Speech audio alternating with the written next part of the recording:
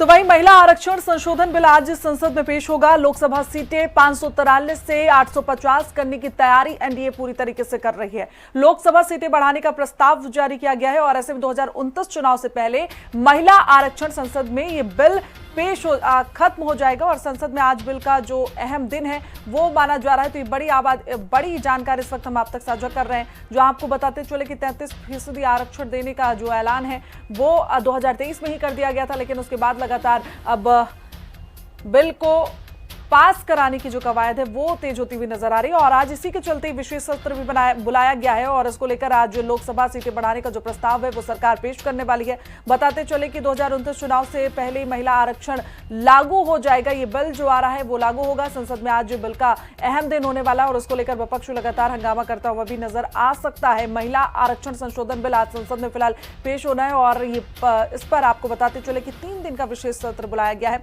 18 अप्रैल तक ये सत्र चलेगा, जिस बड़ी चर्चा भी इस दौरान होती हुई नजर आएगी। महिला आरक्षण बिल पर प्रधानमंत्री मोदी ने ट्वीट किया। उन्होंने लिखा कि नारी सशक्तिकरण पर बड़ा कदम उठाने जा रहे हैं। हमारी माताओं बहनों का सम्मान राष्ट्र का सम्मान है। आज से शुरू हो रही संसद की विशेष बैठक में हमारा देश नारी सशक्तिकरण के लिए ऐतिहासिक कदम उठाने जा रहा है। हमारी माताओं बहनों का सम्मान राष्ट्र का सम्मान है और यही भावना लेकर हम इस दिशा में दृढ़ता से आगे बढ़ रहे हैं। तो प्रधानमंत्री की ओर से ये ट्वीट किया गया है। आज आपको बताते चले कि पेश होगा सदन में ये बिल और उससे पहले प्रधानमंत्री मोदी की ओर से ट्वीट और उसकी तस्वीर भी हम आपको दिखा रहे हैं, जो उन्होंने लिखा कि आज से शुरू हो रही संसद की विशेष बैठक में हमारा देश नारी सशक्तिकरण के लिए ऐतिहासिक कदम उठाने जा रहा है। और ऐसे में आज देखिए ये बड़ा दिन है वाकई सरकार के लिए भी और महिलाओं के लिए भी, लेकिन उसको लेकर भी विपक्ष जो लगातार है वो हंगामा करता हुआ नजर आ रहा है। आज भी सदन के अंदर और बाहर से किस तरीके की तस्वीरें आएंगी वो देखने का विषय है, क्योंकि लगातार जो रुख है वो विपक्ष का साफ होता हुआ नजर आ रहा है। हालांकि प्रधानमंत्री नरेंद्र मोदी की ओर से ट्वीट किया गया है, वो तस्वीर भी हम आपको ट्वीट में दिखा रहे हैं और ऐसे में आपको बताते चले कि इस प्रस्ताव को आज पेश किया जाएगा। विशेष सत्र बुलाया गया, 3 दिन का ये सत्र होने वाला है। 18 अप्रैल तक ये सत्र चलेगा, जहां पर आपको बताते चले कि कोशिश ये रहेगी सरकार की कि इस बिल को फिलहाल पास करा लिया जाए। हालांकि 18 घंटे चर्चा भी इस पर होगी और प्रधानमंत्री नरेंद्र मोदी और गृह मंत्री इस पर जवाब भी देने वाले हैं। लेकिन संसद की अगर हम बात करें तो वहां पर पूरी तरीके से ऋण छुटता हुआ नजर आ रहा है। तो महिला आरक्षण बिल पर प्रधानमंत्री मोदी की ओर से फिलहाल ट्वीट कर दिया गया है। बिल पेश होने से पहले ही ट्वीट किया गया और ऐसे में ये बिल आपको बता दें कि 2029 से लागू भी हो जाएगा।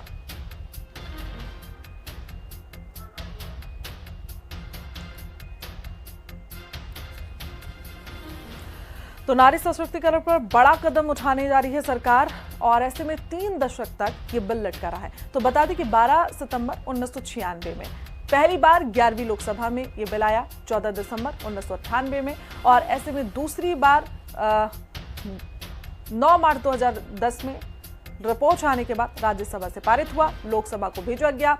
और ऐसे में आपको बताते चलें कि पहली बार 11वीं लोकसभा में ये बिल आया था और तारीख थी 12 सितंबर 1996। दूसरी बार 12वीं लोकसभा में ये बिल आया और 14 दिसंबर 1998 में। दिसंबर 1999 में तीसरी बार फिर 13वीं लोकसभा में इस बिल को लाया गया। चौथी बार की अगर बात करें तो राज्यसभा में बिल आया मई 2008 में। तो वहीं मई 2008 में स्थायी समिति को ये बिल भेजा गया था। तो 3 दशक तक ये बिल लटका रहा है। 9 मार्च 2010 की बात करें, रिपोर्ट आने के बाद राज्यसभा से ये बिल पारित हुआ, लोकसभा को उसके बाद आगे भेजा गया है। 9 मार्च 2010 की बात कर रहे हैं, जहां इस बिल को लोकसभा में भेजा गया। पहली बार 11वीं लोकसभा में ये बिल आया 12 सितंबर 1996। 14 दिसंबर 1998 में दूसरी बार 12वीं लोकसभा में ये बिल आया। तो 3 दशक हो गए इस बिल को लटके हुए और ऐसे में राहुल गांधी ने भी आपको बता दें इस पूरे मामले पर एक वीडियो जारी किया है। महिला आरक्षण पर उन्होंने संदेश दिया। महिला आरक्षण बिल देश के लिए जरूरी है, ये राहुल गांधी की ओर से कहा गया। राहुल गांधी ने कहा कि 2023 में बिल पास होने जाना चाहिए था, लेकिन अभी तक नहीं हुआ। ये ट्वीट राहुल गांधी की ओर से किया गया है। तो ये बड़ी अपडेट फिलहाल इस वक्त हम आप तक साझा कर रहे हैं, जो आपको बताते चले कि आज सदन में जमकर हंगामे के जो आसार है वो नजर आ रहे हैं।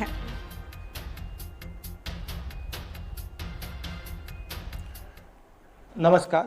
आज मैं एक बहुत ज़रूरी मुद्दे पे आपसे बात करना चाहता हूँ। ये हर देशवासी के लिए ज़रूरी है, मगर पिछड़ा वर्ग, दलित, आदिवासी महिलाओं के लिए ये सबसे ज़रूरी मुद्दा है। ये आपके भागीदारी के बारे में है। 2023 में आरक्षण के खिलाफ नहीं है, लेकिन जो जल्दीबाजी है, जिस तरीके से लाया जा रहा है उसके खिलाफ है।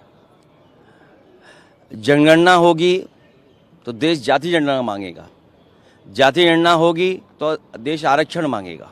ये सबसे बचना चाहते हैं लोग।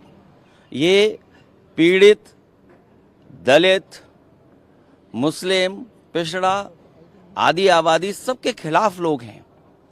जहां देश में अगर हम आंकड़े देखें तो संरक्षण की ज़्यादा ज़रूरत है आरक्षण के साथ साथ। और ये सशक्तिकरण नहीं है, ये तुष्टीकरण के लिए है। और अगर हम पिछड़ों की आबादी माने, महिला आरक्षण के खिलाफ नहीं है, अगर पिछड़ों की आबादी माने 70% से ज़्यादा है, और अगर हम 66% भी मान लें, 66% में आधी आबादी 33%, तो ये 33% को आरक्षण दे रहे हैं कि 33% महिलाओं का हक अधिकार छीन रहे हैं।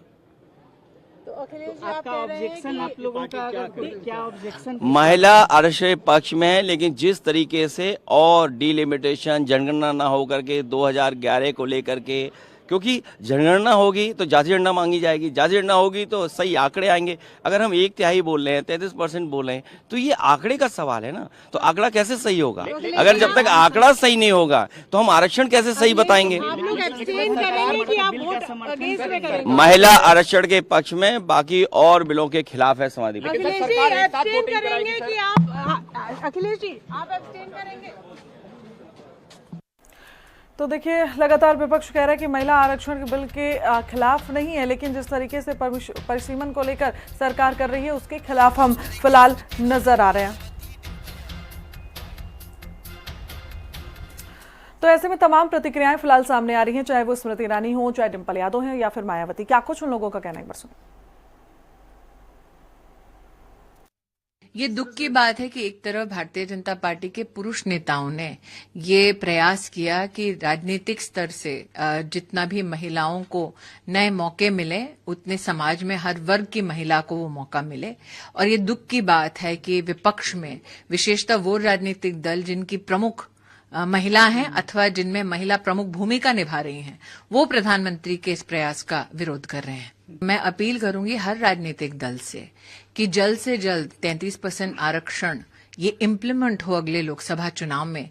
इस जद्दोजहद में प्रधानमंत्री के इस प्रयास में वो अपना समर्थन दे।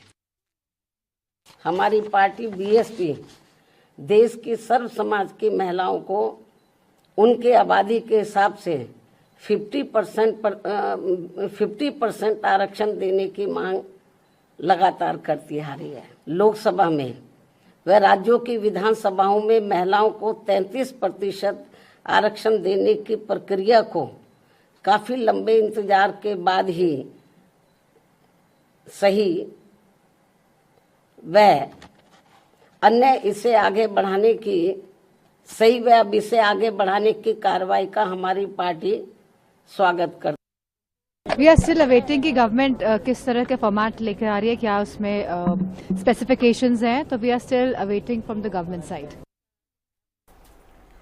तो उधर यूपी से लेकर जम्मू कश्मीर तक महिला आरक्षण बिल पर संग्राम छिड़ा हुआ है। हक के लिए हल्ला बोला जा रहा है। जहां महिला आरक्षण की मांग लगातार की जा रही थी, अलीगढ़ में भी नारी शक्ति वंदन को लेकर यहां पर जो तस्वीरें हैं वो निकलकर सामने आई। नारी शक्ति वंदन अधिनियम की जब बात करते हैं कि ये नई चीज तो नहीं है, वुमेन रिजर्वेशन बिल की बात जब करते हैं, परंतु पहले सरकारें बहुत रही और उन्होंने मातृशक्ति को कभी भी ऐसा मान सम्मान नहीं दिया।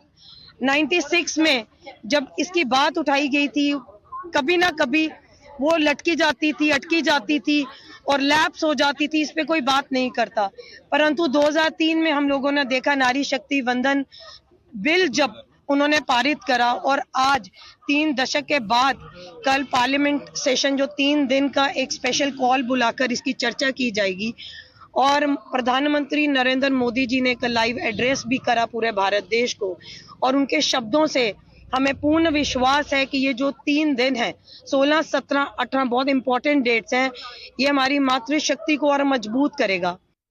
33% आरक्षण अभी आने वाला है और मैं मोदी जी का बहुत ही आभार व्यक्त करती हूँ जिन्होंने महिलाओं को इतना सम्मान दिया है और इसी में सभी महिलाओं ने बढ़ चढ़कर हिस्सा लिया, जिसमें पदयात्रा भी निकाली गई और बाइक रैली की भी अच्छी सुविधा और अच्छी रैली, काफी अच्छी रैली निकली।